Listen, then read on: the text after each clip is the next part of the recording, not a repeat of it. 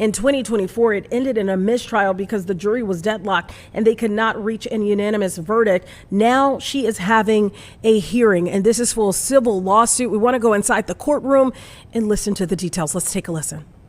In the litigation at this point, including the Massachusetts State Police, Lieutenant Brian Tully in his personal capacity, Sergeant Yuri Buchanan in his personal capacity, Michael Proctor. Those claims would be in the nature of violations of Karen Reed's civil rights and conspiracy. The claims against the Massachusetts State Police would be negligent training, supervision, and retention of Massachusetts State Police troopers. We also intend, Your Honor, to bring claims, affirmative claims, against Brian Albert, Nicole Albert, Matthew McCabe, Jennifer McCabe, and Brian Higgins, who were the occupants of 34 Fairview Road in Canton on the night in question. Those claims will be in the nature of civil conspiracy, violation of Karen Reed's civil rights, and then a claim against the town of Canton through its police department for negligent failure to secure the garage and the sally port. We asking the court's permission to bring those claims in this case because they do arise out of the same nucleus of operative facts. In order for us to fairly defend Ms. Reed in this case, those claims, those parties need to be asserted in this case. What we'd like to ask the court's indulgence for is we have a proposal of how to bring those claims in, given the voluminous nature of this case. That would be 10 additional parties coming in. To do that, we would be alleging that the individuals in the House diverted attention away from themselves towards Ms. Reed, that law enforcement then acting on that diverted attention away from her, because the people in the House were either police or police adjacent who were socially and personally connected. Then they collectively conspired to ensure that what happened in the House was not explored and investigated. And instead, Ms. Reed was wrongfully targeted, maliciously. Inside the courtroom. This is for Karen Reed. You'll remember all of this happened January 29th of 2022. This was outside of a house in Canton, Massachusetts. This was during a snowstorm. She is accused of killing her boyfriend, then Boston police officer John O'Keefe. Now, in the initial trial, the mistrial, right, what we're looking at right now is a civil hearing, but in the mistrial, the prosecution claimed that Reed struck O'Keefe with her SUV, then simply left him in the snow. Right now, again, we are listening in on the civil trial that is now underway. Let's take a listen yet again. Serve all of those new parties with that complaint. Allow them 30 days, not the normal 20 days, to respond so the court can have one hearing on whether some may bring dispositive motions, some may file general answers, so that we can then decide how and who is in the case and proceed forward. So I bring that to the court's attention, and I'm happy to brief it so that Mr. Dillard can have an opportunity. Well, at a minimum, you're going to do that. I'm envisioning what the plaintiffs are going to say to this rather extraordinary process, but go ahead. But that would be, otherwise it's going to be a very unwieldy, delay-inducing process, and we're not looking to do that. This accounts for trying to conserve judicial resources, trying to have a streamlined approach, at the same time making sure that all the claims and all the parties are in this case. The alternative would be for us to file a separate action on Ms. Reed's behalf, alleging these claims, and then move to consolidate immediately with this case, which Your Honor has broad discretion to allow. The point being, the claims should be in this case. They all arrive out of the same facts. They're not separate. And that's essentially what we'd like to do. We'd like to brief that, Your Honor, and have the plaintiffs respond and then proceed from there. Okay. All right. Let's hear it then from the Waterfall. Yes, Your Honor. We are in the process of completing written discovery propounded to us from the plaintiff. We're under extension until next month. We anticipate that will be completed then. We as well. When you say an extension, this is an agreed to extension? Agreed. Because the tracking order is what it is. We'll get to that in a little Yes, bit. it's been agreed to, Your Honor. Okay. And then, Your Honor, we're looking at depositions, but we don't want to consider noticing depositions yet until a lot of the document requests have been answered and the subpoenas for keeper of records. We haven't seen any of the records. We're aware of them certainly from the criminal trial, but when there are a lot of records, as I understand it, that are still to be produced, so that we would then proceed with depositions as warranted in conjunction with counsel and obviously picking dates that work for all. But that's what we foresee in the immediate future, Your Honor. All right, thank you. Let's hear from C.F. McCarthy. Now to a free speech rally that is happening in Los Angeles. Of course, this is in response to the Jimmy Kimmel situation. And in fact, this is not the first protest that they've had in LA over this very issue. Of course, you'll remember ABC suspended Jimmy Kimmel Live indefinitely. That happened on September 17th after a controversial monologue, the controversy stemming from Kimmel's remarks about President Trump, the MAGA movement, and the assassination of conservative activist Charlie Kirk. Let's listen in on this rally that is now underway. Definitely. So this was not about comments that a comedian made about Charlie Kirk. This is about a president leveraging the power of the federal government to silence his critics, a plan he's been open about for months. And now he's saying that the FCC should go further and cancel the broadcasting licenses of networks that criticize him. Well, are we going to be bullied like that? No! Are we going to be silenced? No! This is the playbook of authoritarians, and every single one of us has a responsibility to stand up for our constitutional rights that are under attack. And this doesn't just fall on the shoulders of workers. We need corporations and their executives to start standing up to this coercion. And that can start with Disney and ABC reinstating this show and making it clear. The President of the United States does not control what information Americans are allowed to see. So thank you for being here. Thank you especially to Congressmember Laura Friedman for bringing us together. And we will not stop protecting our right to free speech.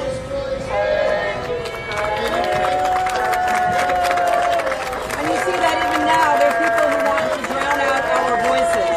We're not going to let that happen. Next, I would like to bring up Congressmember Brad Sherman.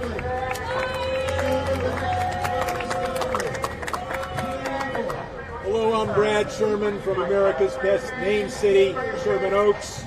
I represent for many years the San Fernando Valley and many of the people who will lose their jobs as a result of this ill-timed and ill-considered corporate action. I want to thank Laura Friedman for bringing us all together in her district. First of all, what Jimmy Kimmel said in no way criticized Charlie Kirk. He made a statement about Charlie Kirk's assassin, which that's hardly making fun of someone who was assassinated. Maybe it was a funny joke, maybe it wasn't, but it wasn't about Kirk.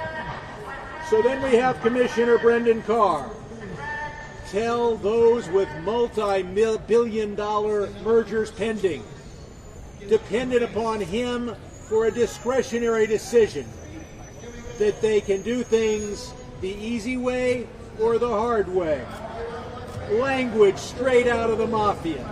At least when the mafia says it, they say it quietly. They don't dare put it on national television. But this mafia administration is so bold, they will use the language of the mafia in plain sight.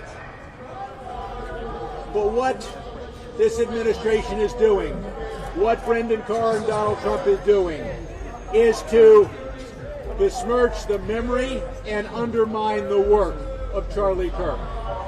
Charlie Kirk said just earlier this year, you should be allowed to say outrageous things. There is ugly speech, there is gross speech, there is evil speech, and it is all protected by the First Amendment. So Jimmy Kimmel did not contradict the work of Jimmy Kimmel did not contradict the work of Charlie Kirk. Donald Trump did, and his FCC chairman did. Now, the First Amendment deals with what we do as a government, and the government shouldn't be interfering. But we are also private citizens, and I, for one, will be looking at who's advertising on ABC from 11:30 to 12:30 p.m. And speaking just for my own family, if we see Jimmy Kimmel, we're going to watch those ads very carefully. And if we see alternative programming, we will be boycotting those who buy the time that should be for the Jimmy Kimmel Show. I'm Brad Sherman, and thank you. Thank you. And now I'd like to bring up Congressmember Ted Lieu.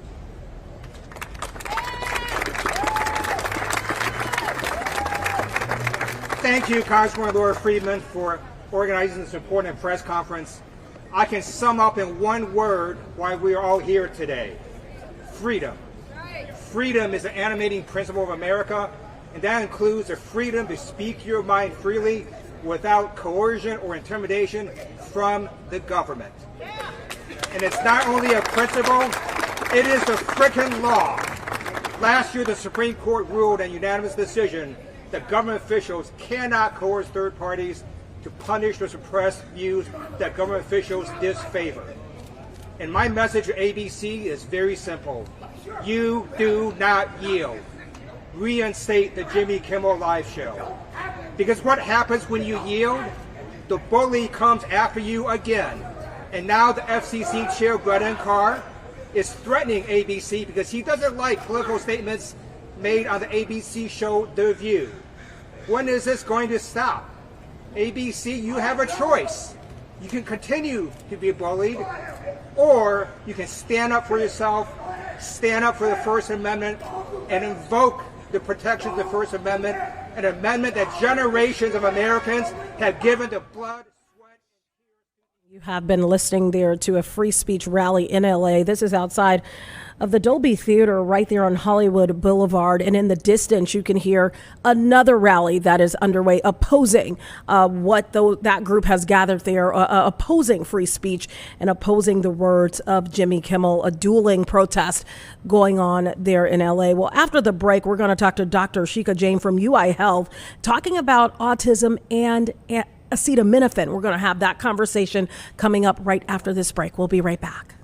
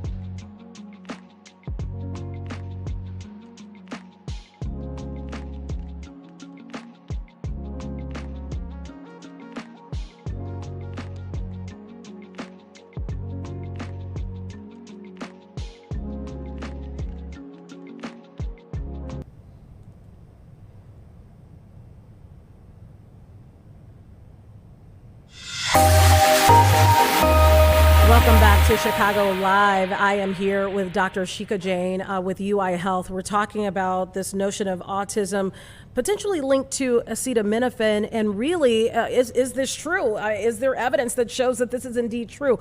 We want to thank you so much for being here. Happy to be here as always. This is like one of those controversial topics that people are talking about now. We know the Trump administration is supposed to make an announcement about this at 3 o'clock.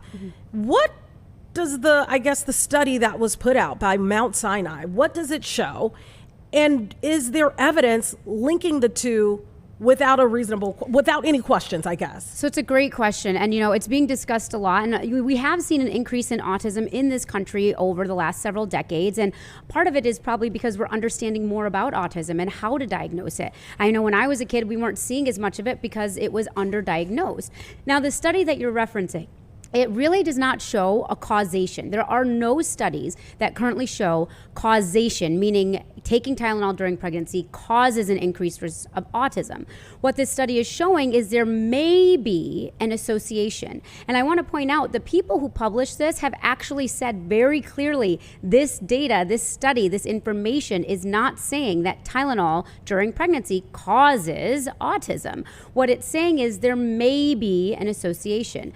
The analogy that gets thrown out a lot is, in Chicago, it's hot. When it's hot, people eat more ice cream. When it's hot, crime rates also go up. Does that mean that eating ice cream causes an increase in crime?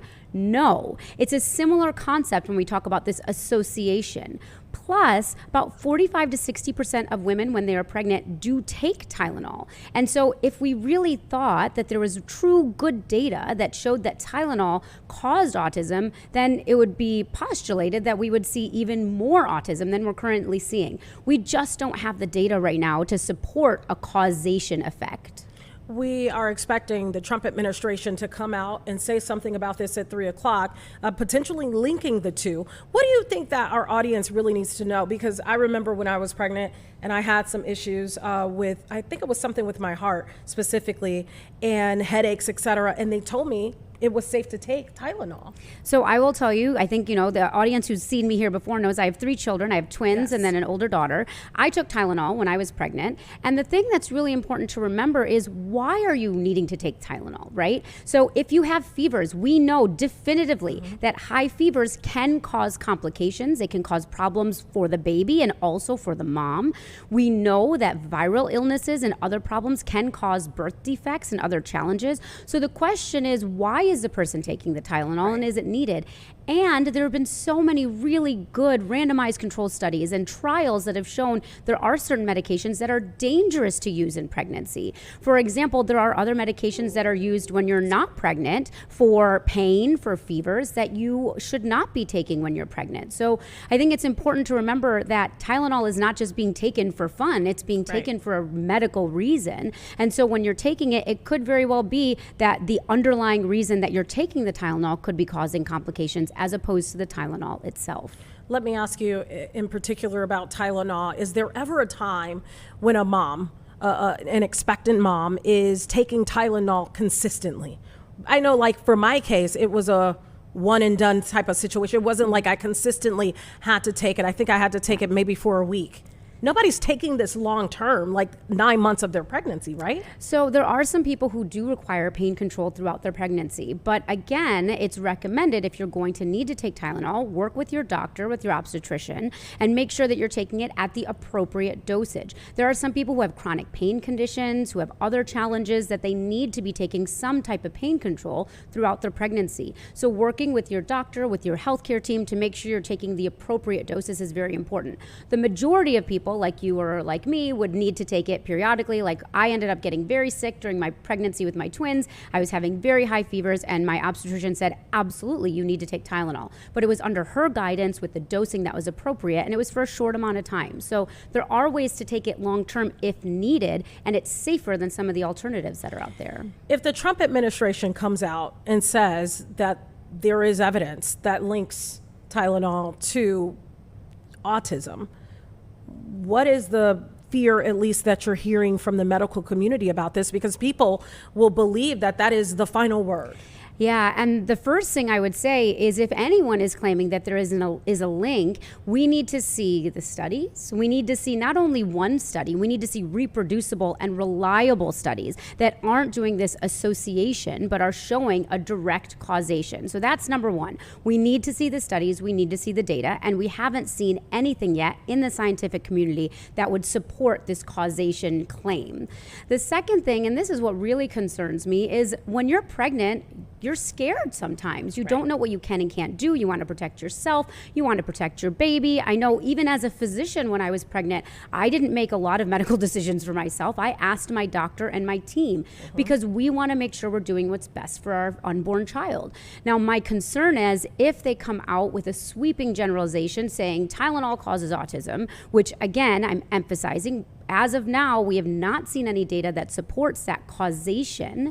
My concern is there's going to be a lot of pregnant women out there who might not know, oh my gosh, I have a fever. What can I take? Oh my gosh, I'm having pain. What can I take? For any of you who've been pregnant, it is not always a comfortable experience. And to get through that, 9-month period, you do what you can to protect your child, protect yourself, and keep yourself safe and healthy. And so Tylenol has been used for years and years and years in this space. And again, it's one of the very few over-the-counter pain relievers and fever controllers that we know we can use. And I want to emphasize the fact that physician societies like ACOG, the American College of Gynecologists and Obstetrics, they have said they still recommend using Tylenol. So medical experts are still stating it's okay. So if you are a patient, if you are pregnant, a family member or a friend is pregnant, and an announcement comes out, I would say ask your doctor, because your doctor is going to have your best interest at heart. We want to take care of you, take care of the unborn baby. We want to protect you, but it is much safer as of now with the data we have. It is much safer to take Tylenol to control some of these problems as opposed to having a high fever or an uncontrolled pain situation or something that could result in actual severe complications for the pregnancy. That's a very good point. So I want to make sure that we're clear on what you're saying here. As of right now, there is no data, no study was done long term to prove that these two are linked. None that has been published that has been reported out.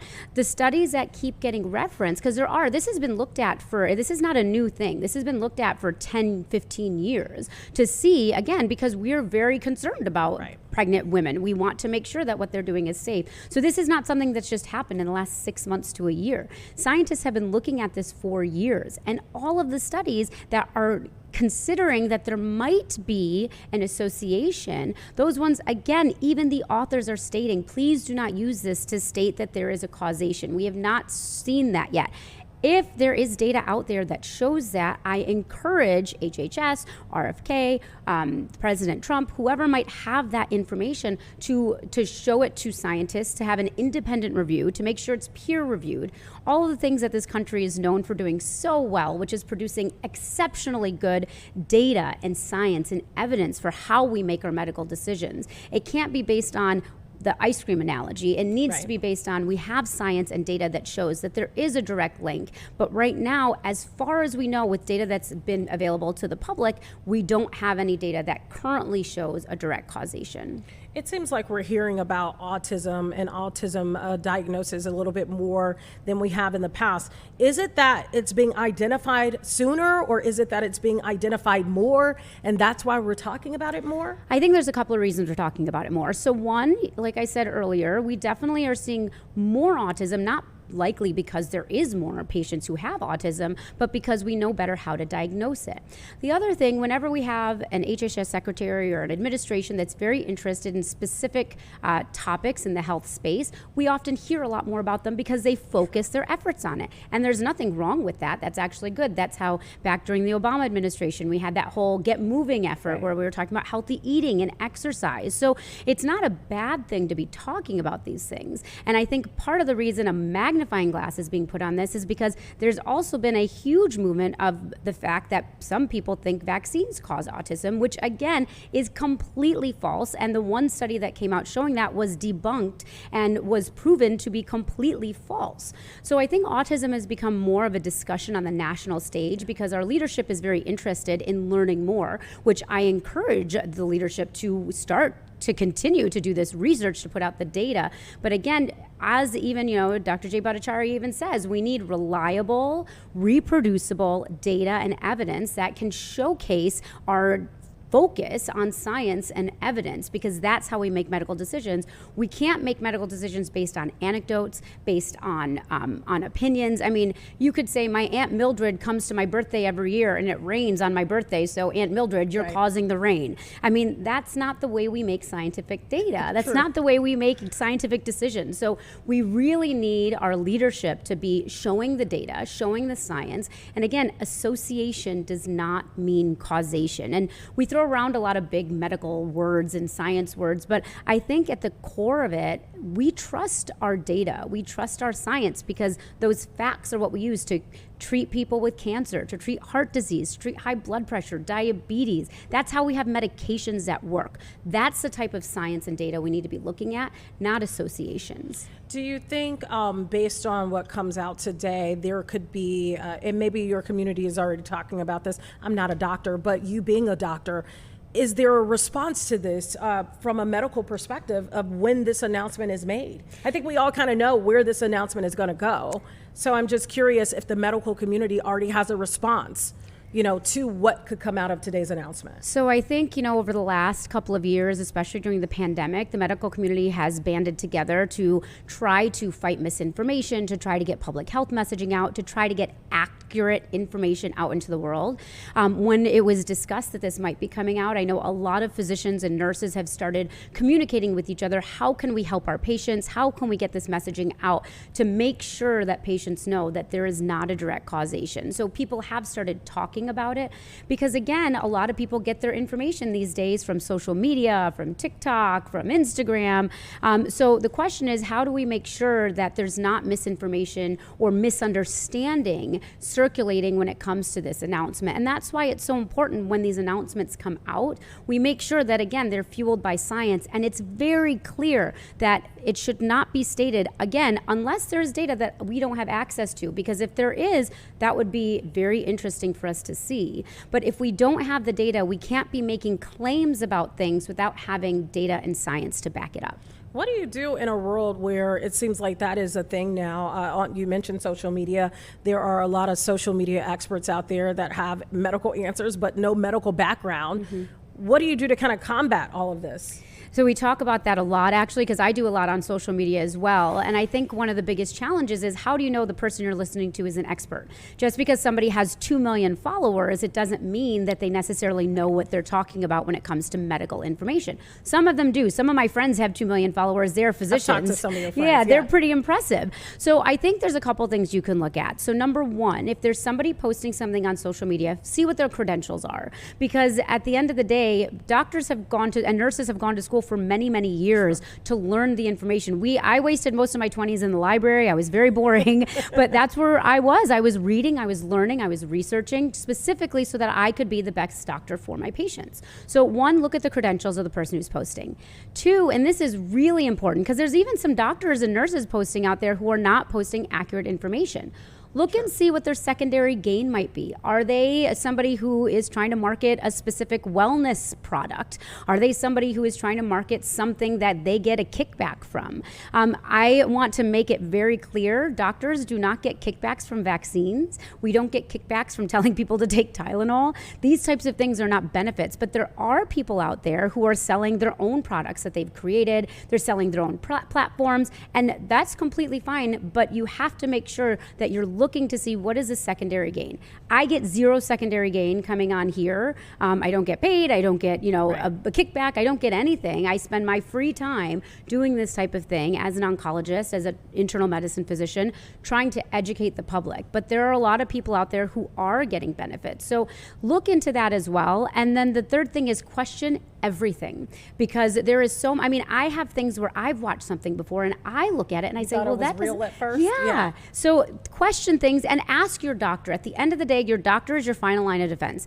Ask your doctor because they care about your health. They care about making sure you, your unborn child, your family, they want you to be healthy. And when they are recommending things to you, they are not doing it for their own personal gain. We went into this field, we took a Hippocratic oath that says do no harm. That is our job, to do no harm and to take care of you. So when you're going on social media, take everything with a grain of salt. Even me, if you watch my videos, you can question what I say. Question it when you're doing your own research, because a lot of my patients come in and say, Dr. Jane, I did my own research, here's what I'm bringing in. And we talk through it, because some of their own research is very accurate, but some of it is riddled with misinformation. And it's hard sometimes to dig deep and find the misinformation, find the facts, find the truth, and find the stuff that really is a lie for other people's personal gain. So just question things. Well, we will be waiting for this announcement from the Trump administration. It's going to happen our time at 3 o'clock this afternoon. Dr. Jane from UI Health, it's always a pleasure to talk to you. Thank you so much for joining us today. Thanks for having me. All right, we'll have much more on Chicago Live right after this break.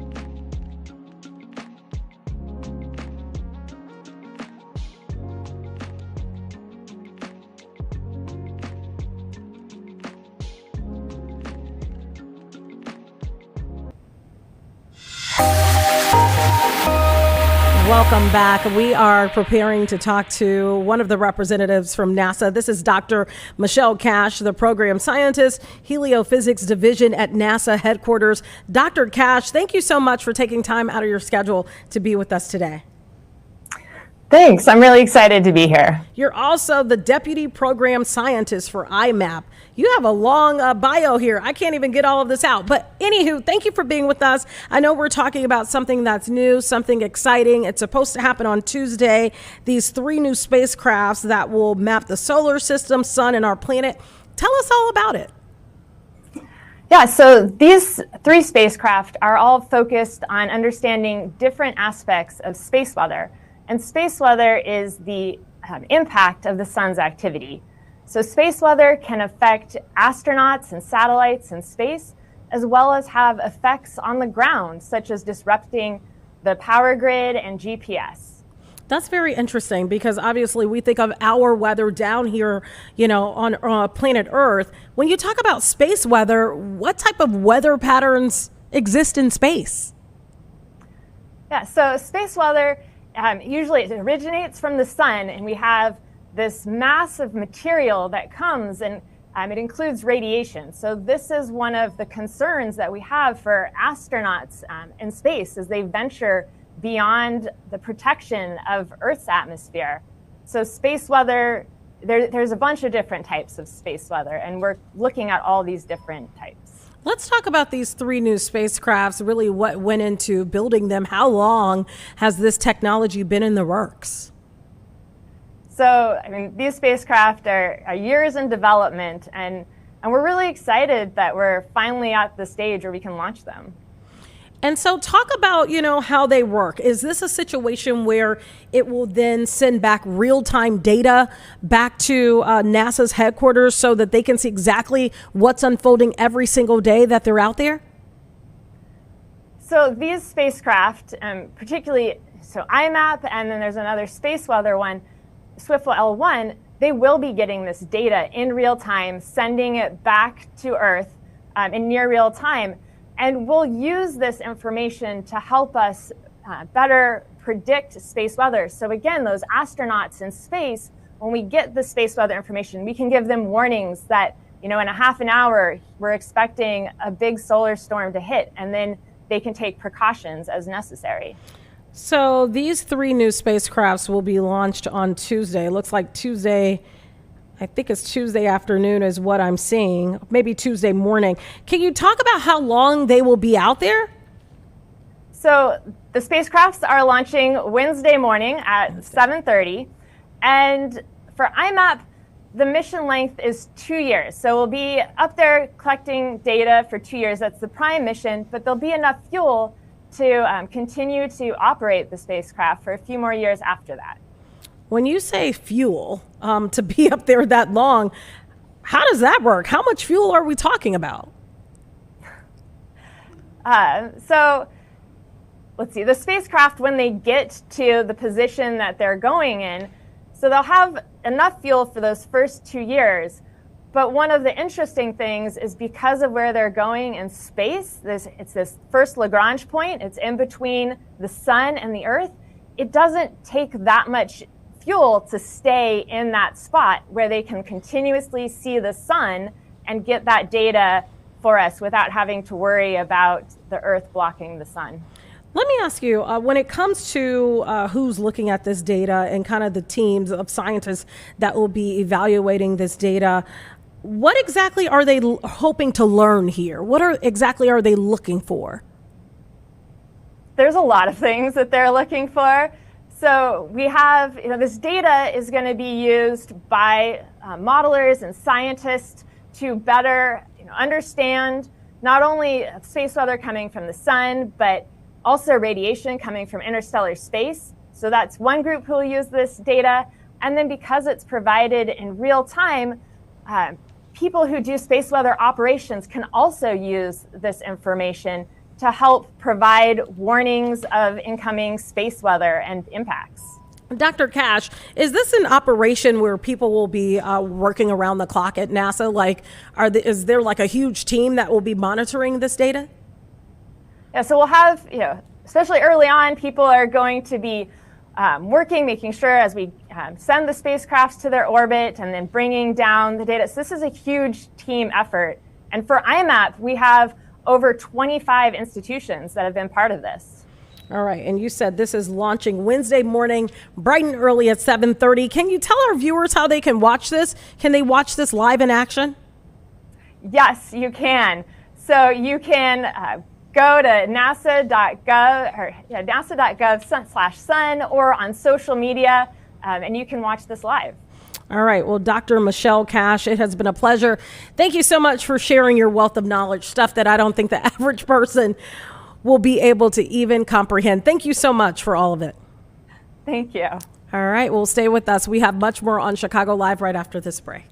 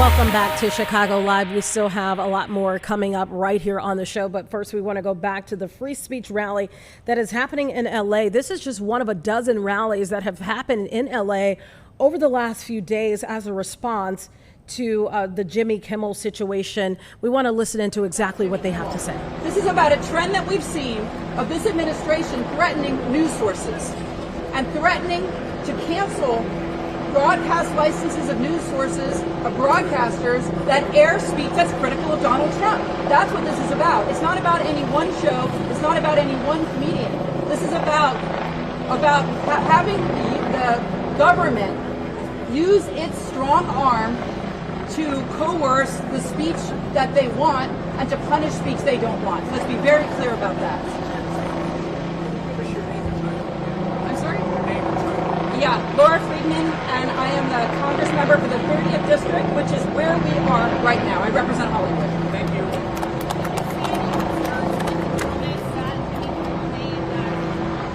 Look, Jimmy Kimmel made a comment and he did not, let's be clear, he wasn't disrespecting Charlie Kirk from what I heard, and I've listened to the whole clip. He disrespected one person and that's what got him in trouble, and that one person was Donald Trump. His joke was at Donald Trump's expense. And I think it's really, and that's what got under the skin of this administration. Now, people can disagree with what he said. That's fair game. You might not like what he said. You might say, I don't want to watch this guy's show. Broadcaster, I'm not going to buy any products that are advertised. That's all fair, but that's not what happened here. What happened here was the FCC threatened a broadcaster over a joke at Donald Trump's expense. That is completely contrary to the First Amendment and the U.S. Constitution, reaffirmed by the Supreme Court in a decision just last year. Yes. I'm told that is a Fox News helicopter up there. I don't know whether they're there to take pictures of this event or they're here to disrupt the event. But Fox News should have an obligation to the First Amendment, not to disrupting press conferences.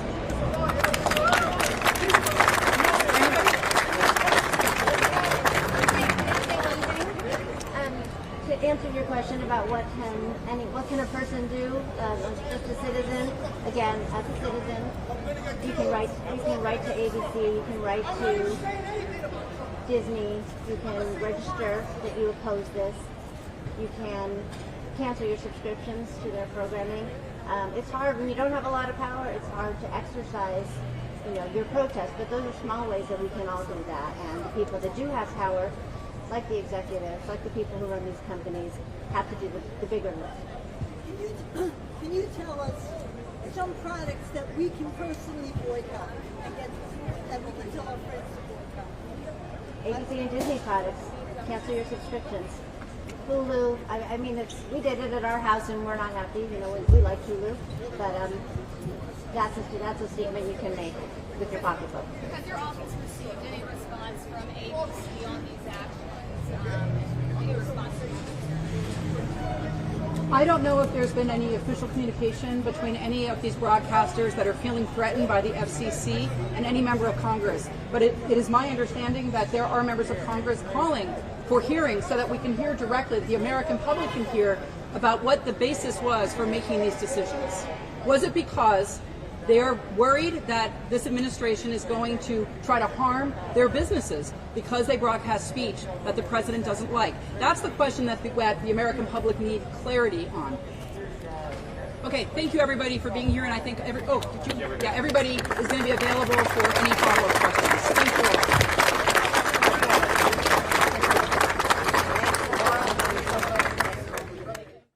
That is a press conference that just wrapped up in Los Angeles. This is one of more than a dozen protests that have happened in LA. This is all a result of ABC suspending Jimmy Kimmel Live indefinitely on September 17th after a controversial monologue. You also heard some other noise in the background there. That was actually an opposing rally taking place at the exact same time. This controversy stemmed from Kimmel's remarks about President Trump, the MAGA movement, and also the assassination of conservative activist Charlie Kirk. We will have much more on Chicago Live. We will continue to follow that story and many more, and we'll have it right after this break. We'll see you on the other side.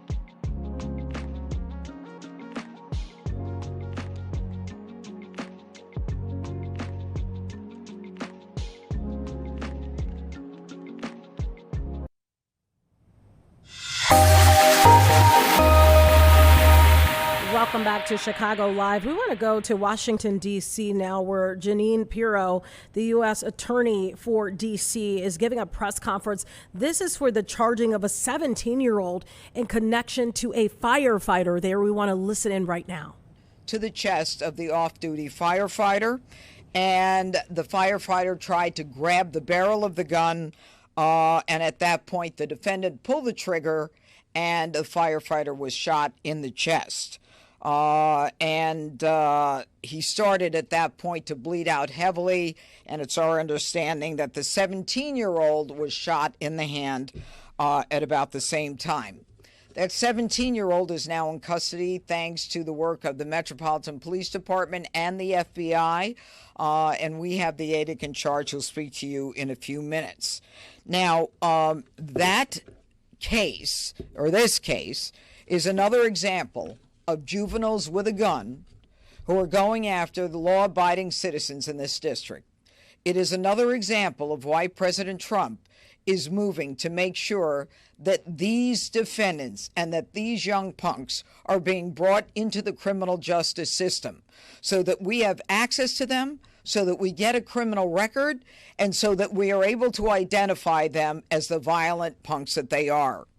Now, on this male, this 17-year-old, today stands charged with armed robbery while possessing a firearm in violation of 22 D.C. Code, Section 4504.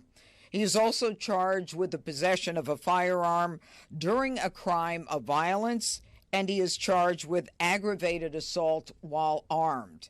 This case is going to be prosecuted in the D.C. Superior Court, where there is a mandatory minimum for these charges of 5 years. And as we speak now, the defendant is being presented in the Superior Court. Now, this is a very sad commentary on what's gone on. As a result of the surge, we have seen a reduction in violent crime, but we are continuing to see innocent Washingtonians in a situation where they're being approached by young kids with illegal guns who have no concerns about their accountability. And it is a reminder of why the president has decided to put additional resources into making D.C. safe for the people who live, work, and visit here. Now, these out-of-control juveniles who think nothing of illegally possessing a weapon and holding up individuals are now going to find that they will be made accountable, that there will be consequences, and there will be no more coddling of young criminals. This is why we fight, this is why we prosecute, and this is why the president is making safety a priority in the district. Now, I'm going to call upon the ADIC in charge, the Assistant Director in charge of the FBI, Darren Cox. He is in charge of the FBI field office. Hi, good afternoon. I'm Darren Cox. I'm the Assistant Director in charge of the Washington field office. First off, I'd like to thank you and your office for being so aggressive on charging violent criminals here in D.C. and making the streets safe. Also, to our partners, thank you for the partnership. So just to wrap up what you just heard there, they were talking about a 17-year-old that attempted to rob a D.C. firefighter that has now been charged. And that is, of course, a story that we will continue to follow. We want to look at some other news that's been happening across the United States. Earlier this morning, there was an earthquake. This was in the Bay Area, measured at 4.3. magnitude earthquake. And we want to bring in Thomas Pratt, a geophysicist with the U.S. Geological Survey. Thank you so much for being with us. Oh, it's my pleasure. We want to start with just give us a little bit of perspective on just how big is a 4.3 earthquake to all of us here in the Midwest who may not be as familiar. Well, a magnitude 4.3 you would probably feel pretty distinctly. It would definitely shake you if you're in the area. But it's unlikely to cause significant damage. It might knock a few things off bookshelves, but you really need to get up to magnitude in the high 4s to 5s before you start causing significant damage. I want to point out the fact that, I spent some time in California. I'll never forget my first earthquake, and that was the last when I lived out in that area. But we're here in the Midwest. How likely is it that here in the Midwest that we would even encounter having an earthquake here? Well, we get earthquakes in the Midwest pretty routinely, daily. In fact, there's a number of them almost every day. Most of them are down in the New Madrid seismic zone or Charleston, South Carolina area, but there's scattered earthquakes throughout the Midwest. There's very few in the Chicago area. There's been maybe a half dozen of them or so in the last 10 years. So they're rare up in Chicago, but it's not out of the question to get one.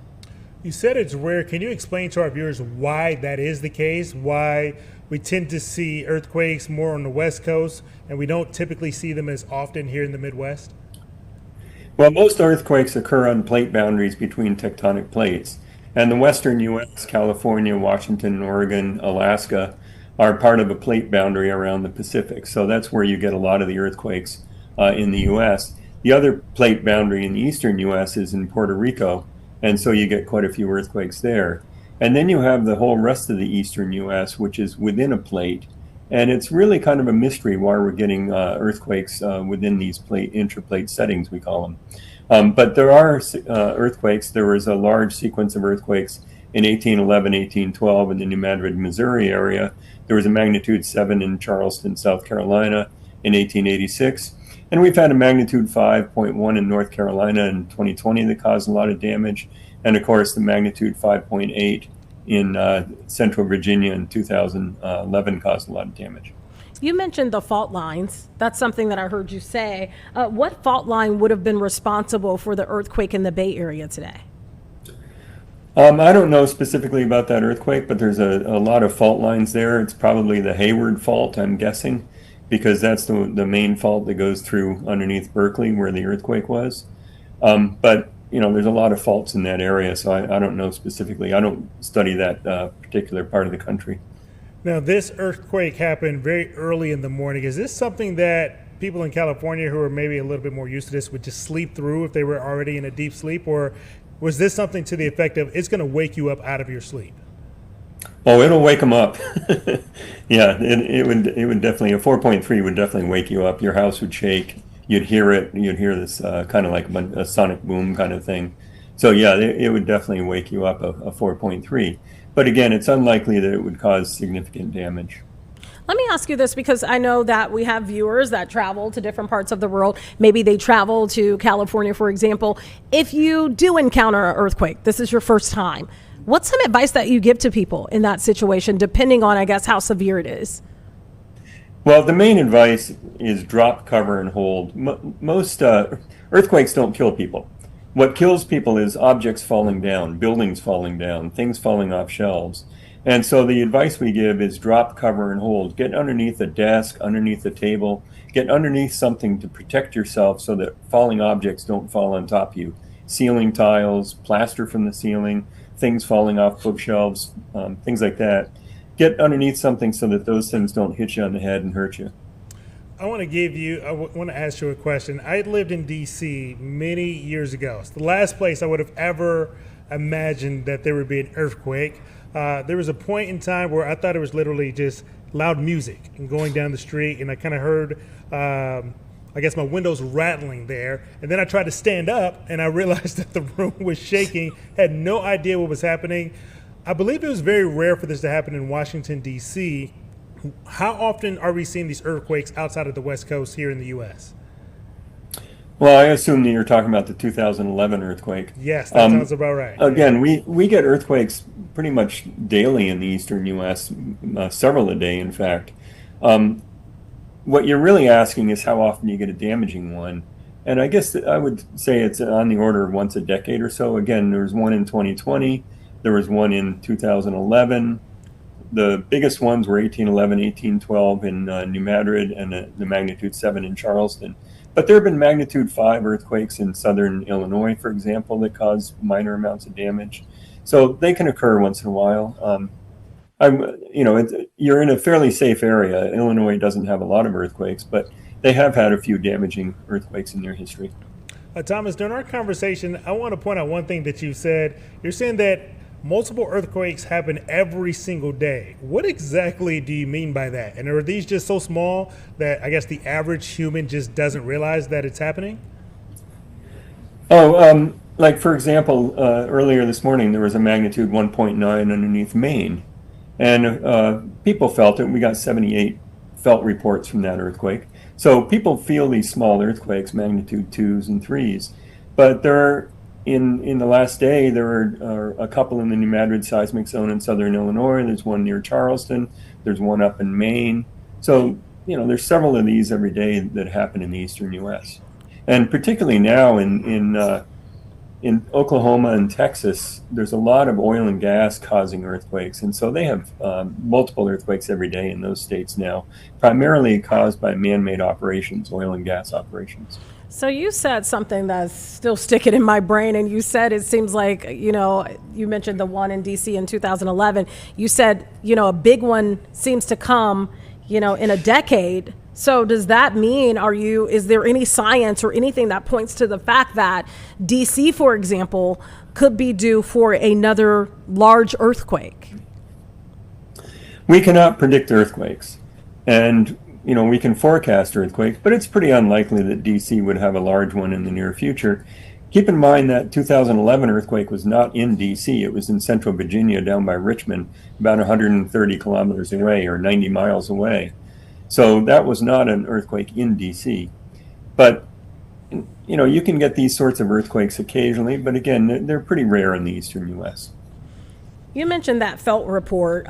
In terms of the 4.3 magnitude earthquake that we're talking about today, do you know how many people actually could feel it? Probably many tens of thousands. Okay. That's a big enough earthquake, and that's a populated enough area. I'm looking it up as we speak right now. Go ahead, feel free. Because, yeah, the U.S. Geological Survey has a Did You Feel It place where you can report it. And it looks like right now they've gotten 28,000 reports on that earthquake, or 30,000 reports on that earthquake. Wow, so a lot of people felt that. So what I've been reading so far is there's been at least one aftershock since earlier this morning. About how long, is there a certain time period where you continue to see those aftershocks? And is there a time period where you're kind of safe from, I guess, what was an earthquake? Well, aftershocks occur very close to where the main shock is. So they're going to be clustered very near where the main earthquake is. And by definition, aftershocks are smaller than the main earthquake. If another earthquake is bigger, then that would be the main shock, and the other would be a foreshock. So it's kind of semantics here. But yeah, these can go on for a long time, and it depends on the size of the earthquake, and it depends on the environment. There are earthquakes like in the New Madrid seismic zone. There's debate going on right now about whether the earthquakes we're seeing there, how many of those are aftershocks from the earthquakes in 1811, 1812. Same thing in Charleston, South Carolina. There was a large earthquake in 1886, and one of the debates going on is how many of the earthquakes now are aftershocks from that event 140 years ago. Thomas Pratt, you have been a wealth of knowledge. We appreciate you so much for lending your expertise here on Chicago Live. Okay, my pleasure. It's nice talking to you. Nice talking to you too. Thank you so much. All right, time is now 2:04. We're going to take a short break. T is going to leave us, and I will continue with this 2 o'clock hour of Chicago Live. We'll be right back.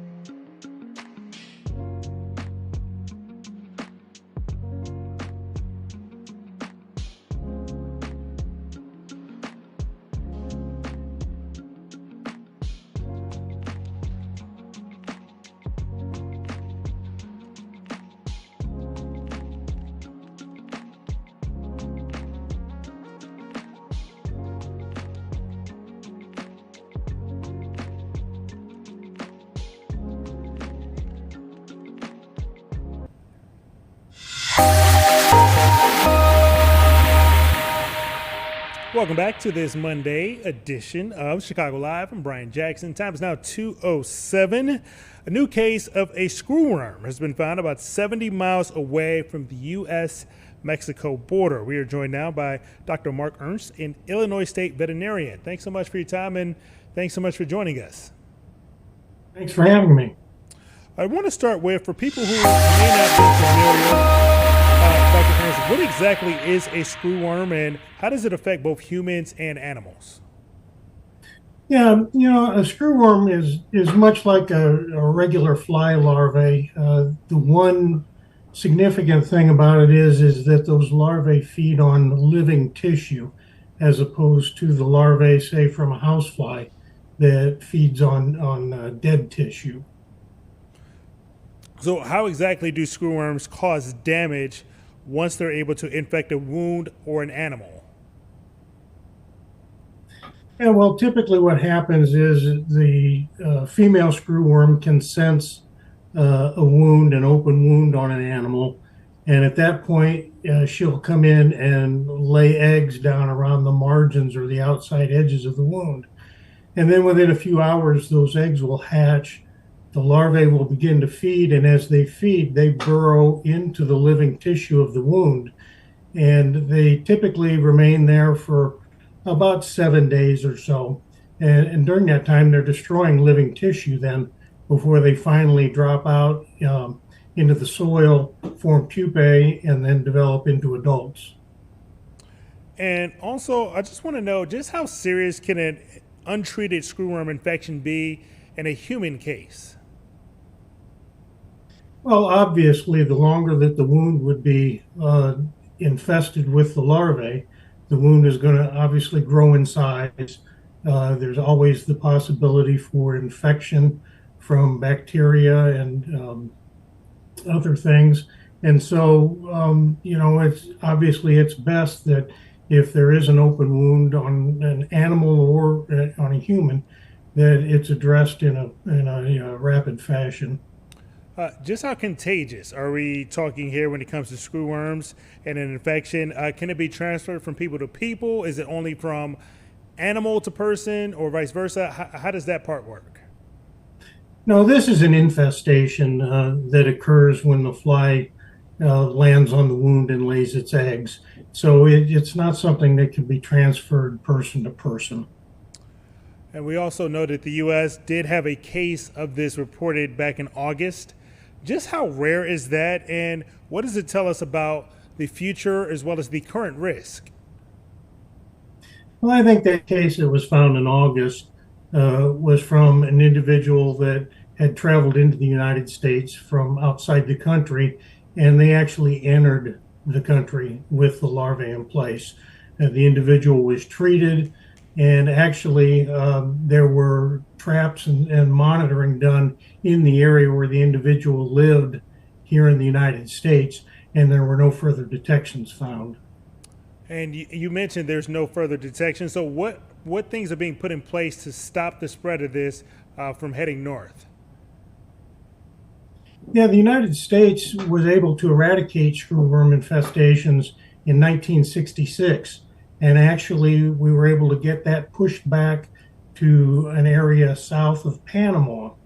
And what's been used, and it currently still is used, is sterile flies are released to breed with these native female flies. The females will only mate once in their lifetime. And so if they mate with a sterile fly, then they no longer will produce viable eggs, and the larvae obviously will not hatch then. And that's been used for years to prevent the spread of screwworm. What would you say are some of the warning signs if either a human or maybe somebody who has livestock, that their livestock has been infected with this? Yeah, I think for owners of livestock, it's important to just know your livestock, inspect the livestock frequently. If they do have any wounds, inspect them for any type of larvae, and treat those wounds to try to prevent the infestation from either screwworm or from regular fly larvae. Now, we're obviously a good ways away from the Mexico border. Just how concerned should pet owners or livestock owners here close to the Midwest be concerned as of right now? No, I think our immediate concern would be with any animals that would be moving into the area or into the country from areas where screwworm is actively being found. You have to realize that we here in Illinois, we are a long way from the border. Another thing that we do have to our advantage is we've got our winter weather coming on. And of course, that's going to be a good deterrent for screwworm flies as well. Dr. Ernst, I want to ask you, if this is found, what are the steps to stop it? Yes, the USDA is already working on contingency plans to release sterile flies again to try to keep the spread from coming into the country. If it were to be found in the country, obviously those animals would be treated. We would have to do enhanced surveillance of our livestock population to try to help prevent the further spread if it were to be detected in a specific area. All right, Dr. Mark Ernst, the Illinois State Veterinarian, thanks so much for your time and perspective after a new case of a screwworm was found about 70 miles away from the U.S.-Mexico border. Thanks again for your time. Thank you. All right, we're going to take a short break right now. Coming up on 2:14 on this Monday. We'll be right back on Chicago Live.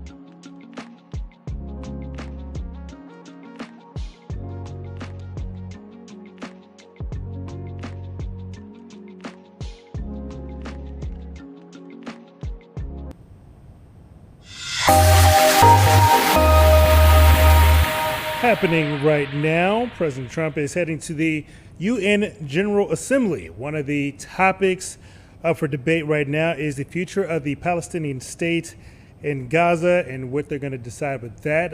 Let's listen into some of the proceedings.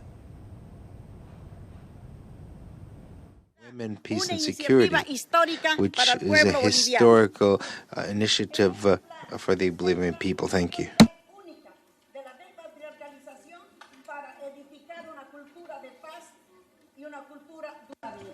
Muchísimas gracias a la ministra de Thank you Relaciones Exteriores de to the Bolivia Foreign por Minister su of Bolivia participación. for her Doy ahora la statement. I now give palabra the floor a to Su Excelencia Her Adelaide Excellency Matlayane, Adelaide ministra de Matlayane, Finanzas de Minister Lesotho. of Finance of Lesotho.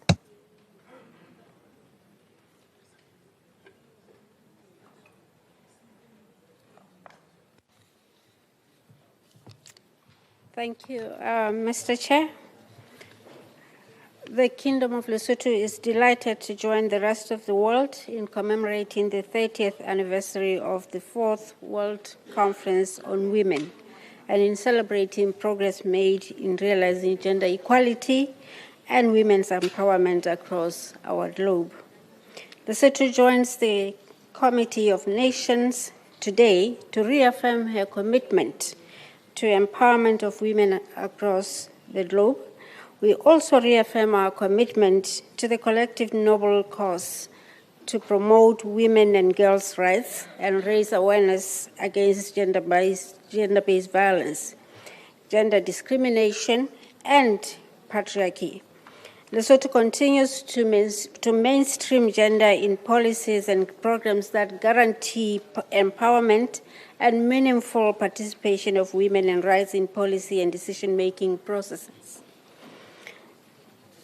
Mr. President, the landmark Beijing Declaration and Platform for Action continue to serve as a comprehensive blueprint for transformative change, guiding member states, civil society, and stakeholders in their collective efforts and actions to eliminate discrimination and also to promote equal opportunities, as well as upholding the rights of women in all spheres of life. Over the past 3 decades, the UN has worked in close partnership with governments and communities to strengthen normative frameworks, mobilize resources, and foster inclusive participation, ensuring that the promise of Beijing remains not only a living reality, but a yardstick by which we continue to assess ourselves, including against emerging issues. As we look forward, the organization calls for renewed political will and accelerated action to fulfill the vision of a just, equitable, and sustainable world for women and girls everywhere.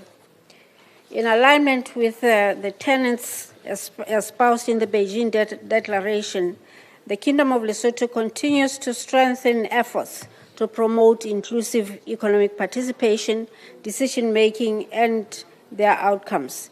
The extended National Strategic Development Plan and the Gender Development Policy underscore the country's dedication to ensuring meaningful representation of women and girls in economic transformation and national development.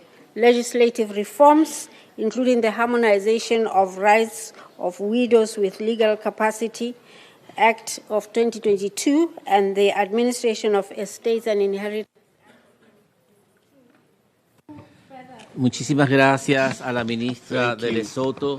Doy ahora la palabra a Su Excelencia Haya Labib, comisionada para la igualdad de la Unión Europea.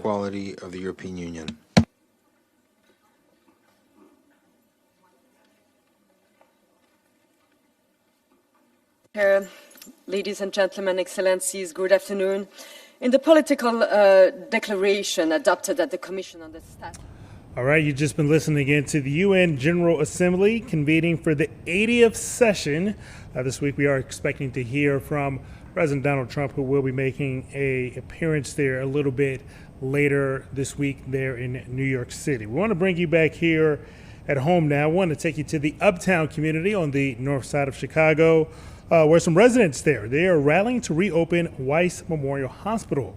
We're now joined by Layla Lee, who is part of a group helping lead that effort Thanks so much for your time.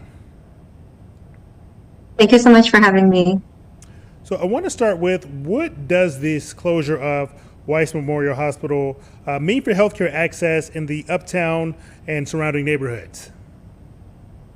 Yes, Weiss has been the first and only safety net hospital in Uptown, meaning that it had a stated mission to serve low-income residents, immigrants, refugees, without turning patients away, regardless of their ability to pay. And it has served a very, very important need in a diverse neighborhood like Uptown. So as the organizing director at the Vietnamese Association, I work with a lot of Vietnamese elders and refugees in the area who have lived for 50 years in Uptown. And everyone knows Weiss. A lot of our elders have had very good experiences with Weiss. So this closure was very sudden and shocking and saddening to a lot of our community members. For members of this community who use this particular hospital, could you provide a little bit of perspective on where they have to go now and just how far of a distance are we talking about here? Yes, so a lot of patients have been transferred to the closest hospitals nearby, which are Thorek, Swedish, right? And these hospitals are outside of the Uptown neighborhood. So our elders have historically relied on public transit or have lived in walking distance from Weiss, right? And again, to reiterate, the folks I'm talking about are 70 and even 80 years old now. So they really rely on having an accessible hospital like Weiss in the area. And now, right, they have to travel miles away to get to the nearest hospital that will take Medicaid and Medicare patients. You guys have circled the date, September the 24th, when you want to see the ER reopen as well as inpatient services. What is significant about that date? Yes, this date is the deadline for owner Dr. Manoj Prasad to file an appeal with the Centers for Medicare and Medicaid Services to get the funding that Weiss Hospital had lost back in August. This would be the first initial step that Dr. Prasad has to take in order to reopen the hospital. And in order to do that, he also has to make the necessary repairs to address some of the concerns and violations that CMS had named for him since June. And we have not seen a lot of movement on Dr. Prasad's side. He has not really been communicative with neither the community organizations nor local elected officials to share a concrete plan of action. We do realize that the company received millions from Medicare/Medicaid from the sale of a parking lot. Have you been told at all what that money was being used for so far? No, clearly it has not gone to the actual community and the patients and providers that need that money. You know, 5 years ago, some of our community, right, a lot of the community organizations were already saying that this was going to happen. This is what happens, right, when you sell that property to a luxury developer. And we called it 5 years ago that this will put the hospital at risk when you allow a private owner, a private equity company, right, to take over and privatize healthcare.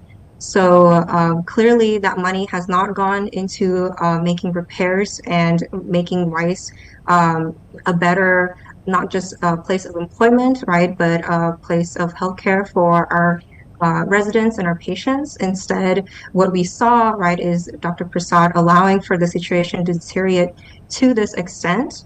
And again, take almost no actions to remedy the situation and let it get to a point where the Weiss Hospital had to close in August. If this appeal is not made by September the 24th, what's the next step in this process for you guys? If the appeal is not filed, Prasad still has a whole year to make repairs and again reapply for that funding. So we've made it very clear today, right, that even if Dr. Prasad does not make any moves on Wednesday, he will still be seeing us. We will still continue to work with elected officials, with our leaders and community members to make sure that Dr. Prasad does not get away with a lack of accountability, and that, we will only continue to escalate this fight. I want to ask you, what if these efforts fail? What does that mean going forward? And also, what does that mean for the potential broader pattern we're seeing here, safety net hospitals closing, not just in Chicago, but all over the country? Yeah, this is very much a devastating situation for our community in Uptown. And it also represents a much larger problem amidst the current federal cuts to community support systems, to Medicaid, to these crucial community resources. And, Weiss is only the first one, right? We're already seeing other hospitals like Thorax, Swedish, right, who have to absorb patients that are being transferred out of Weiss, be put under strain, and have to work over capacity to meet increasing need. So as much as, Weiss represents a very important institution in Uptown, this problem is also much larger than just our neighborhood. And we will see this continue to affect other hospitals, not just in Chicago, but like you said, across the country, if the federal government continues to deprioritize and make funding cuts to these crucial resources. And you touched on this briefly. I just want to go a little bit deeper here. You said that there were some specific repairs or changes that need to be made in order to move this process forward. Could you speak a little bit more on what some of those changes or repairs are exactly? Yeah, so CMS had named several concerns around the physical conditions of the hospital, right? This all started with the AC failures back in June, which again was a fix that should have happened immediately, but because it was not addressed, right, that the situation continued to escalate to the point of closure in August. There's concerns cited around just like quality of patient care, but a lot of it is around the physical conditions of the hospital. Do you have any idea what has been the impact of the disclosure on the staff there at the hospital? Because this was obviously very sudden for them as well. Yes, the impact has been huge, right? Because hundreds of staff have lost jobs. Weiss is one of the major employers in Uptown. And so, as you can imagine, a lot of jobs, right, that were like, aside from healthcare providers, but also custodians, janitors, right, all of those jobs have been lost. And we also know that medical residents, right, some of whom had their visa status impacted by the sudden termination, and a lot of them were forced to continue their programs outside of Chicago, forcing them to terminate leases and residencies. So the impact has definitely been huge. This is a huge loss, not just to access to healthcare, but also access to employment in Uptown. And Lily, I know we're coming up on that September the 24th date and deadline that has been set. What do you expect to happen between now and then? We will continue to work with our electeds, right? We're trying to get in direct contact with Dr. Prasad to get a very clear commitment from him that he's actually going to make that appeal happen. And of course, beyond Wednesday, right, we're still working with community members, with hospital staff, with all our leaders to continue to put pressure on the Weiss management to make the situation right. All right, Lily Lee with us this afternoon on Chicago Live as the Uptown community is rallying to reopen Weiss Hospital. Thanks so much for your time. Thank you so much. Right, time is now 2:32. We're going to take a short break and we'll be right back with much more here on Chicago Live.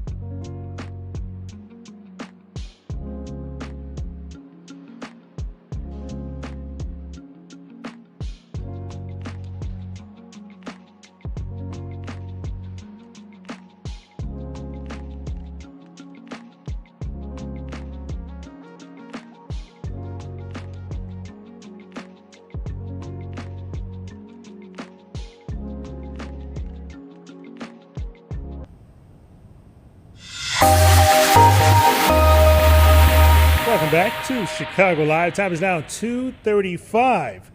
Coming up later on this week, Kamala Harris is dropping her new book. It is entitled 107 Days. It drops a little bit later this week, and it is already stirring up some controversy. We're now joined by Mike Nellis, a Democratic strategist and former senior advisor to the former Vice President of the United States. Thanks so much for your time, Mike. Thanks for having me. So you work very closely with Kamala Harris. What was your gut reaction when reading some of the excerpts of this soon-to-be released book?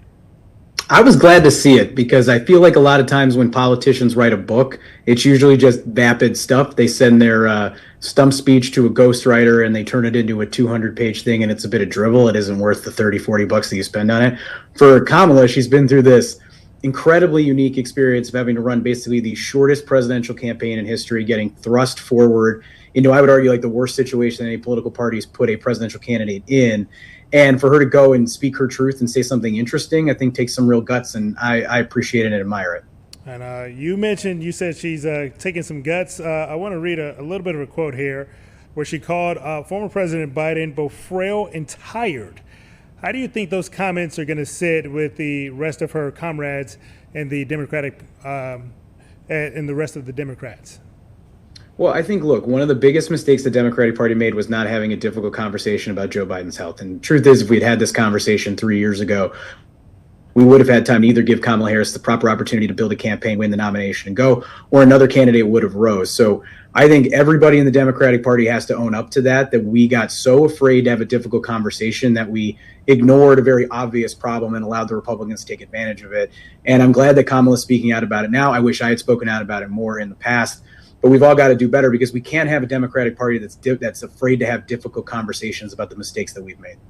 She also says that Pete Buttigieg was her first choice as a running mate, but called the move, quote, too risky.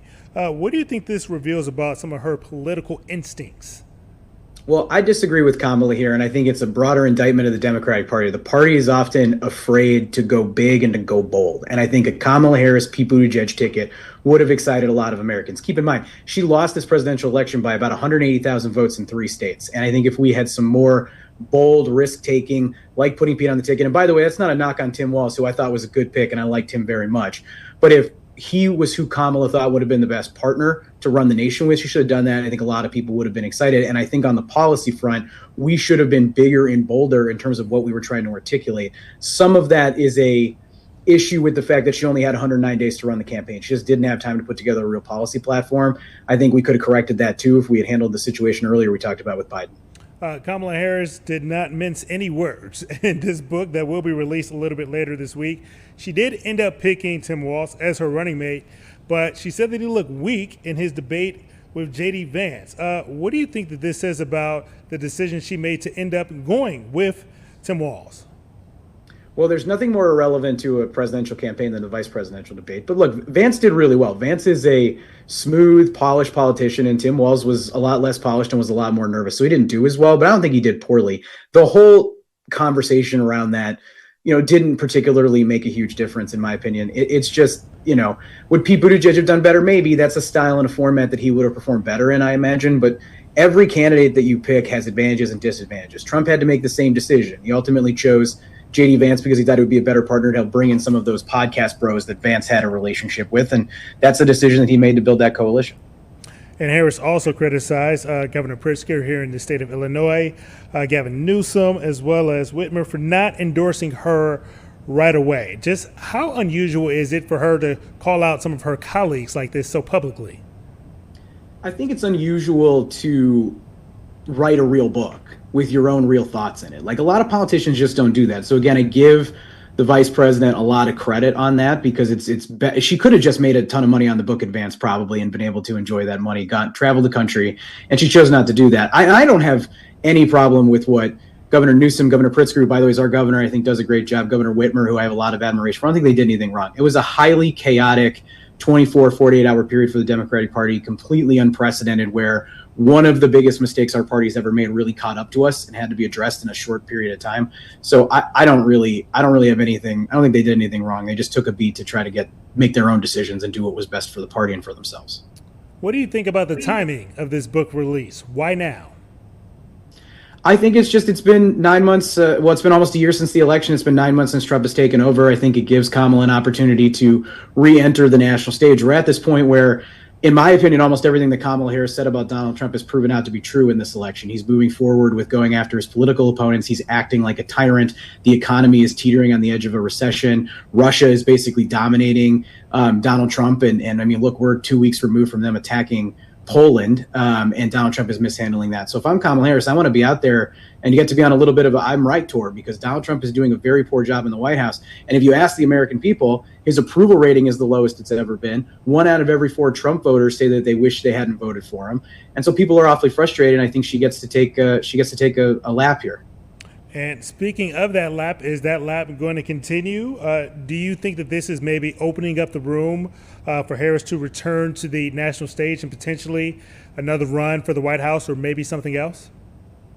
I don't know. I don't know if she's going to run. I don't have any inside knowledge there. I think ultimately she'll do what she thinks is best for herself, for her family, for the nation. And if she's in, I think that's great. My biggest thing is here, the 2 times we lost to Donald Trump were the times that we did not have full, vibrant Democratic primaries, because we had the situation with Biden last year. We just didn't have time to do anything other than elevate Kamala. When Hillary Clinton ran, we had a lot of people who got pushed out, and we had a much smaller primary field, which led to the fight between Hillary and Bernie. And I don't think that was good for the party. The last time we had a full Democratic primary that didn't have a major name that was sort of dominating everything like Biden did in 2019, 2020 was 2007, 2008, when we nominated Barack Obama, who in my view is the best presidential candidate either party has nominated in my lifetime. So I think it's important that we do that. I think it's important for the Republicans to do that too. I don't want Donald Trump pressing his thumb on the scale to choose the next version of the Republican Party, because I think everybody is just tired of this moment in time that we're in. We're frustrated with the Democratic Party. Everybody's certainly frustrated with the Republicans in the White House. We have an opportunity to move forward into a new version of American politics, and it will be decided by who the 2 nominees are. So there should be a big, vibrant debate in this country. Once this book is released, what do you think it could do for, I guess, the image that Americans hold of Kamala Harris maybe going forward? I think the American people are going to have a lot of respect for Kamala for going out and speaking her truth. And if she continues to do that, people are going to warm up to her. My biggest thing is I got a chance to, when you're a consultant, you don't see a candidate every day that you work for, but I got to be around her enough to know that she's a very warm, caring, compassionate person, really smart, clever, pushes you to your best in a way that I always appreciate. Like, I'm a better leader and entrepreneur because of the times that she pushed me to be better. I want more people to get a chance to see that. I think the campaign that they ran in this last election was so risk averse and put her in a box that the American people didn't get to see the Kamala Harris that I got to see. And because of that, she lost. And so I want more people to be able to see that, regardless of whether or not she runs for president. All right. Mike Nellis, Democratic strategist and former senior advisor to the former Vice President, Kamala Harris. Thanks so much for your time and perspective. Thank you for having me.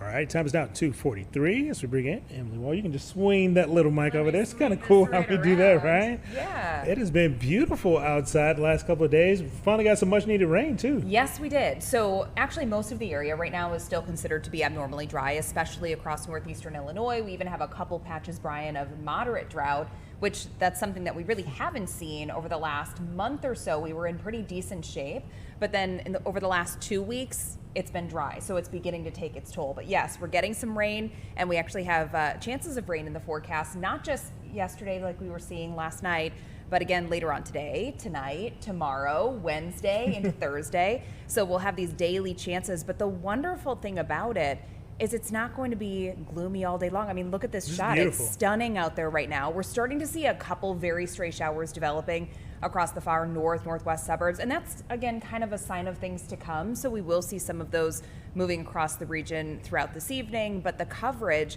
isn't going to be all that high today or tonight. We will see a better chance of rain tomorrow and then into Wednesday.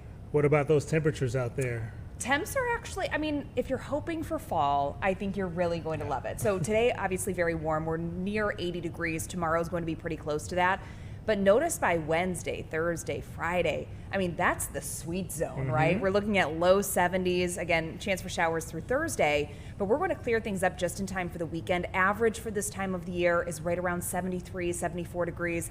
So as we go into this upcoming weekend, we're going to have dry skies. Hopefully we've picked up enough rain before then that the soil can kind of soak it up, Yeah. and then My grass needs it. Yeah, that'll make us sit a little bit prettier, I think, by the end of this week. But then this weekend we can just enjoy those nice temps and hopefully do some of those fall-like activities that we're always looking forward to. And we can do it with the mid-70s. Thanks so much for your time. Yeah, of course. Appreciate it. All right, time is now 2:45. We're going to take one more short break, and we'll be right back here on Chicago Live.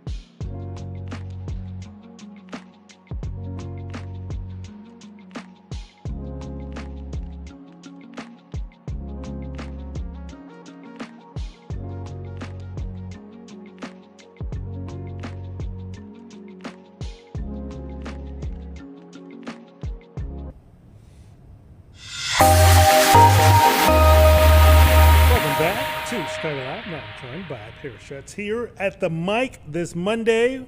We're starting to see a little bit of a, well, maybe not a little bit, a dramatic shift in U.S. immigration and labor policy. We're talking about a $100,000 new fee on H-1B visa petitions. For somebody at home, why should they care about this? Well, H-1B visa refers to the kind of visa that a foreign-born worker gets to come work in a very highly skilled industry, tech, the medical industry. You know, say some American companies want talent from another country, India, China, wherever they're coming from, then they can they can apply and help the person apply for the H-1B visa to come here and be able to work. And as that stands right now, I think with all the fees that go into it, it's under $1,000. And what the Trump administration wants to do is make it $100,000. I mean, that's obviously designed to make it prohibitive to have foreign-born workers come here and work in these highly skilled industries. I mean, they have to have a college degree, they have to be highly skilled, they have to work in one of these industries. And I think the notion is to try and protect those jobs for American-born citizens. The question is, first of all, if it's $100,000, who's going to pay that? Well, how many?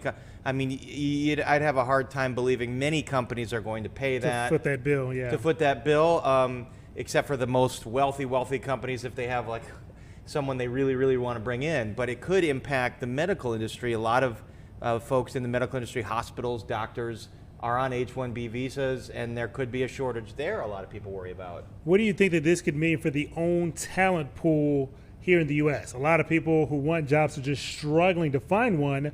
Does this maybe dilute the talent pool, or does it make it easier or better for maybe some of those jobs to stay here in America? It really depends on what that talent pool is, Brian, because this whole debate over deporting undocumented immigrants. A lot of businesses, the hospitality industry they're saying that we don't have Americans that are willing to fill those jobs. Now, those are the low-skilled hospitality versus, and I mean, they're just defined this way, the high-skilled, the things that require a bachelor degree or graduate degree in tech or medical.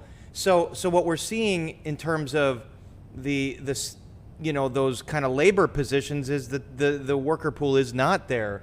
And you have farmers worried about it, and you have restaurants worried about it. So I don't know. I think we'll find out once this goes into effect. And by the way, there's a lot of confusion around this. The Trump administration itself has not ironed out all of this. They're saying, well, if you've already applied, then this doesn't apply to you. Your grandfather didn't. I think it's one of those things where this administration, there's a lot of ready, fire, aim, where the president comes out with a posting or an executive order that plays well on TV or on social media, but it hasn't been thought out in terms of the details. So what will it do to the talent pool? I don't know. I think we'll find out whether the talent pool actually exists in the United States to fill all those jobs, or that industries and businesses were going to foreign-born labor because they felt that the talent was better. Do we vision maybe any legal challenges coming with this? Like, is the Trump administration actually able to do this? And will some of these tech companies, will they respond with lawsuits in order to maybe reverse things to the way that they were?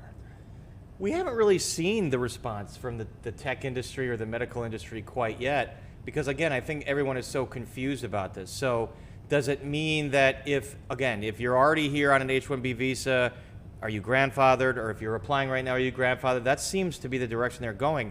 I don't know. I think the president does have the authority on immigration to set visa rates for foreign-born workers, but will there be some kind of issue with discrimination where if someone was able to pay just a few $100s in the past and then now someone has to pay $100,000? I don't know. I think it will more likely come down to business and whether the representatives of these industries successfully lobby the president. Last week we talked to an Illinois restaurant owner, the owner of Moe's Cantina, Sam Sanchez, who voted for Trump, and he was part of this group called Comité 100, because he wants him and other Latino business owners, they went to Washington to lobby the president, saying, look, you got to curb this deportation thing and stop going after workers. Just go after the violent criminals like you promised, because it's really hurting business. So will there be a group that gets in the president's ear on that? And I think it comes down to the Chamber of Commerce wing of the Republican Party versus the more populist and kind of cultural identitarian wing that sort of believes in a certain cultural makeup and doesn't like a lot of immigration, versus the pro-business wing, very conservative, wealthy folks, like the Koch brothers have always been, and even Elon Musk have been big on, no, we've got to have foreign-born skilled workers here. You want the best of the best. It's good for the economy. Yeah, it's good for the economy. Want to bring it back home here. Obviously, we saw a lot happen on Friday at the ICE facility in Broadview. Where do you think things have died down for good, or do we think that there could be another match ignited later down the line? It could be another match ignited later down the line. The secretary, the press secretary for DHS, Homeland Security, said she blames the rhetoric from Mayor Johnson and Governor Pritzker on the tension, saying she believes they're getting people's blood boiling. Now, you see about a couple dozen protesters out there. And they, just the eye test tells me that covering a lot of events over many years, it's kind of like out of the same pool of people, it seems like. I mean, there's a group of agitators that tend to get fired up over these kinds of issues of law enforcement and immigration enforcement that go protest. And so that's what you've seen out there in Broadview so far. I don't think it's escalated big, but we see the images of masked agents throwing women to the ground, throwing people to the ground, shoving people. That's, when we see the Chicago police, they pride themselves on really knowing how to manage big events, protests. I've never seen that. I mean, I've never seen a Chicago police officer just like violently throw protesters down to the ground like that. They usually have more effective ways of managing this. They do things like kettling, where they kettle the protesters often to kind of cordon them off. You didn't see these ICE agents and the Border Patrol agents very successful at those things. So you're seeing a lot of, the pepper pellet. Pepper spray. The CPD usually doesn't revert to that kind of stuff unless it's like really escalates beyond control. So I was surprised to see how that had escalated. I don't think that the top brass at the CPD would look at what Border Patrol and ICE is doing and say they're very effective in what they're doing. We just saw in California, they just introduced some legislation where ICE agents will not be able to be masked there. Do you think that this is something that maybe some of our lawmakers here in Illinois could follow California's lead on that? Mayor Johnson wrote an executive order to that effect in the city of Chicago. Now, this stuff is happening in Broadview, so that's western suburb where the processing facility is. But the DHS has already said they're not going to abide by that. They don't believe that the state has that power over federal law enforcement, that the federal law trumps, no pun intended, trumps state law on that. So they're not going to abide by that. And what happens then? I actually asked Mayor Johnson this. I said, if they don't abide by this no mask law, will you have your police arrest federal agents? And he basically said, we'll use every tool in the toolbox. So not saying no, not saying yes. That would be kind of a shocking escalation to see local law enforcement arresting federal law enforcement. I would doubt it would come to that, but there certainly is a disagreement over who has the law on their side. What else do you have coming up on the show this week? We've been talking a lot about this issue of the pension bill that Governor Pritzker signed into law that will cost $11 billion just in Chicago over the next 30 years. And this is just a pension booster to police and fire employees, Tier 2 police and fire. So this is like this little chunk of the pension universe, and it's going to cost $11 billion. It's gotten a lot of pushback. The Wall Street Journal did an editorial about it, condemning it over the weekend, and we're going to have a little debate on it. The sponsor of that bill said, well, we had to do it. We had to do it.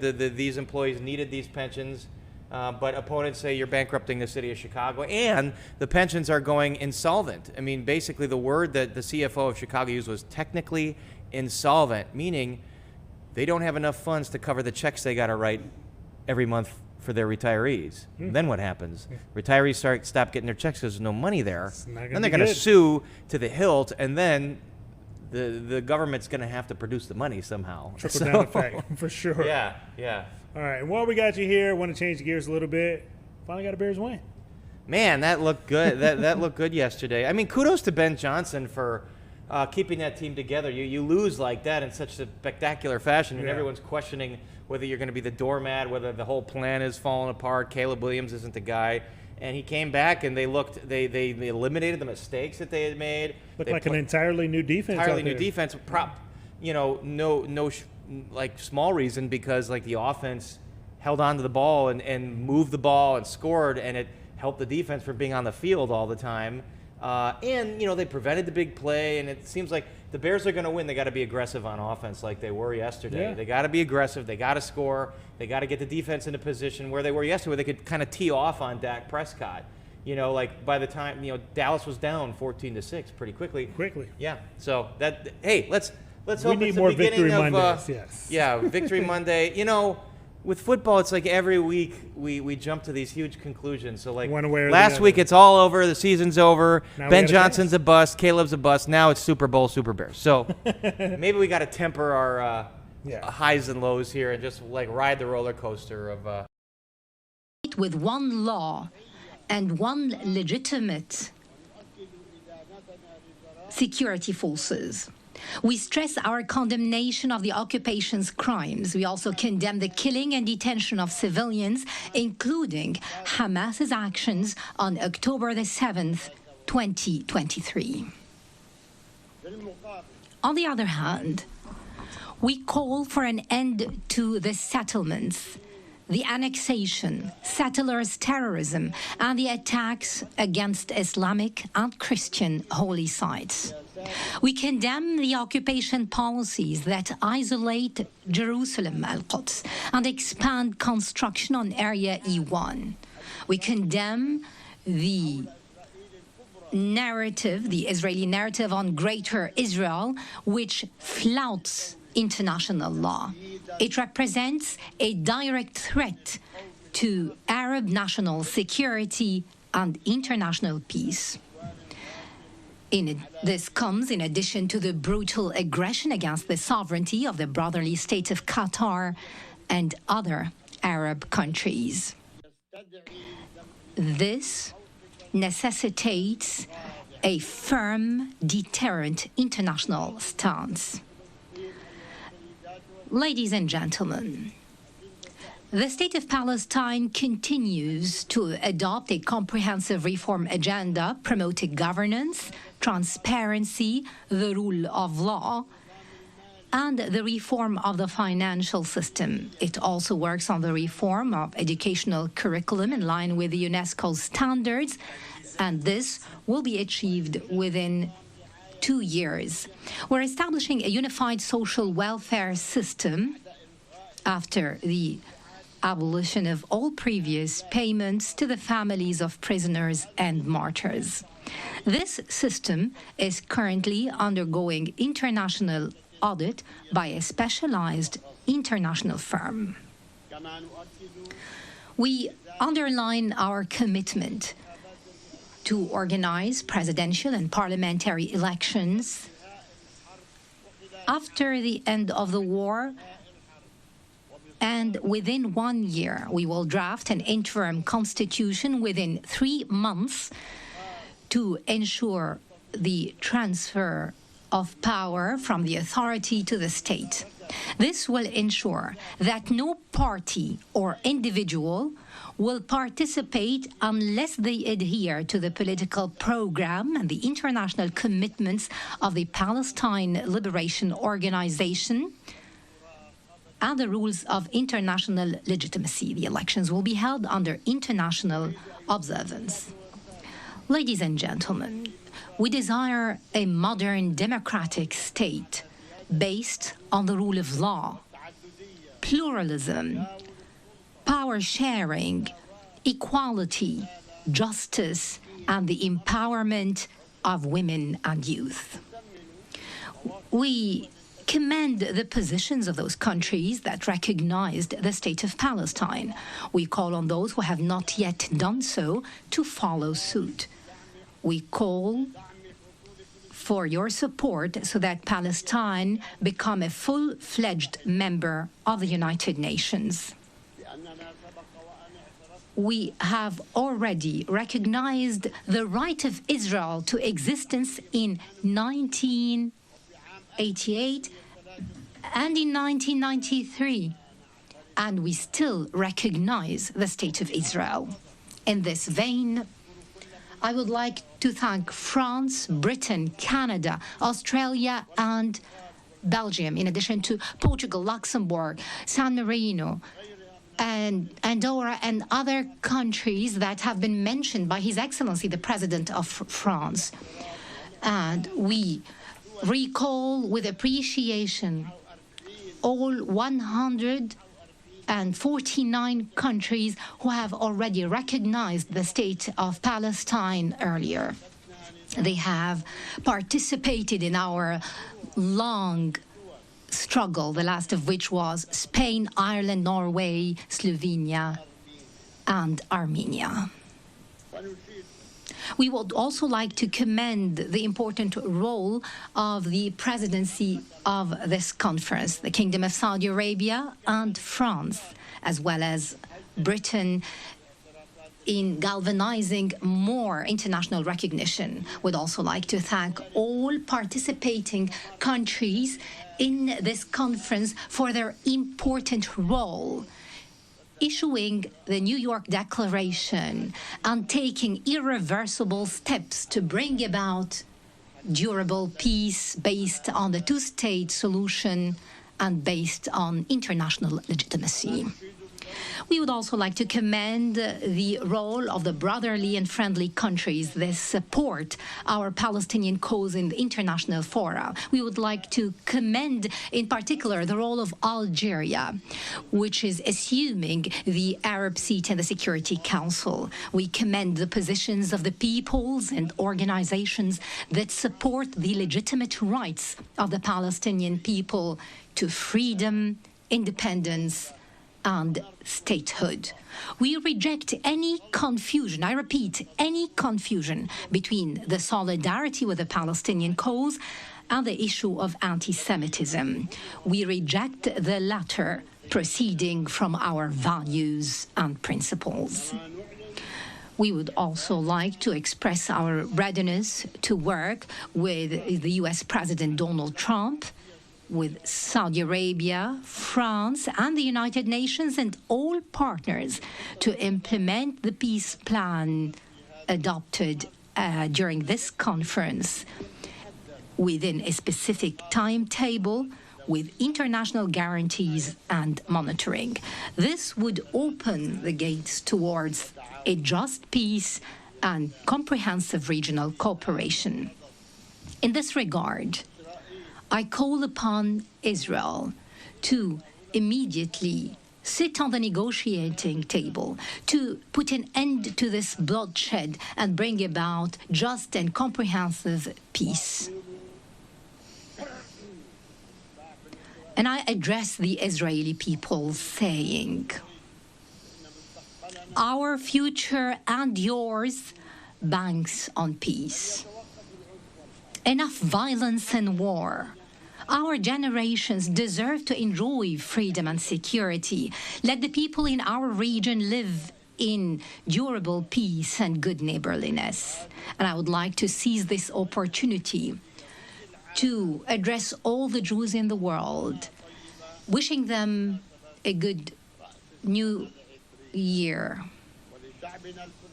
And to our patient Palestinian people in their homeland and everywhere, I would like to tell you that the dawn of freedom and liberty is coming, no doubt.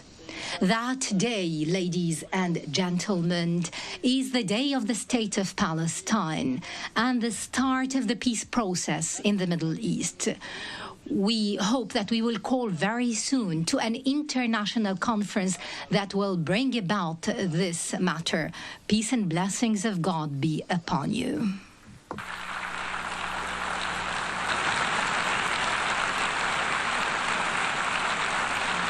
All right, you're just listening in there, the state of Palestine, different world leaders speaking out. This comes after France, Emmanuel Macron, they're presiding over the United Nations today in New York City, officially recognizing the state of Palestine. And they're not the only country. A group of around 10 or so nations finally recognizing this, talking about a two-state solution there and calling for the end of the war in Gaza, the release of hostages. Notably absent from this meeting there at the United Nations is Israel and the United States. So obviously those chairs left